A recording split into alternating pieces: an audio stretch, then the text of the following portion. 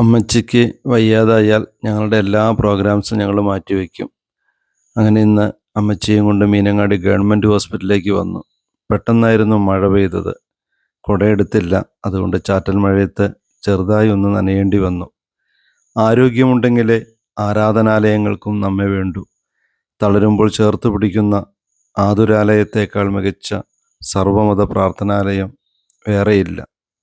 അങ്ങനെ ഞങ്ങളുടെ ഊഴമെത്തി. ഡോക്ടറെ കാണിച്ചു. മരുന്നിനെഴുതി പുറത്തേക്കിറങ്ങി. വാനിറ്റി ബാഗിൻ്റെ ഓരോ കള്ളികളിലും പഴയ ചീട്ടും പുതിയ ചീട്ടും എല്ലാം തരംതിരിച്ചു വെച്ചു. അപ്പോഴാണ് ഏറെ പ്രായമുള്ള ഒരമ്മ കൂട്ടിരിക്കാൻ വരുമോ എന്ന് ചോദിച്ചത്. പെറ്റൊഴിഞ്ഞിട്ടും പേറ്ററയടഞ്ഞിട്ടും പേക്കിനാവുകൾ പോലെ സങ്കടച്ചാലുകൾ വിങ്ങി നിൽക്കുമ്പോഴും പെറ്റു വളർത്തിയ പൊന്നോമനകളെ പേരിന് പോലും നനയ്ക്കാതെ ആ അമ്മ ചോദിച്ചു, സൂചി വയ്ക്കാൻ ഒരാൾ കൂടെ വേണം, പ്രായമായി പോലും, മരുന്നും ചിലപ്പോൾ പിണങ്ങും, കൂട്ടുവരാമോ എന്ന്. കൂട്ടിരുന്നു ഞാൻ. വാർദ്ധക്യം നമ്മയും കാത്തിരിപ്പുണ്ട്. പേരക്കുട്ടികളെയെങ്കിലും ഈ മുത്തശ്ശന്മാരുടെയും മുത്തശ്ശിമാരുടെയും കൂടെ ആശുപത്രിപ്പടിയിലേക്ക് പറഞ്ഞയക്കണം കേട്ടോ. ഒരിക്കൽ അമ്മച്ചി പറഞ്ഞു, പഴയ ധൈര്യമൊന്നുമില്ലടാ ഇപ്പോൾ എന്ന്.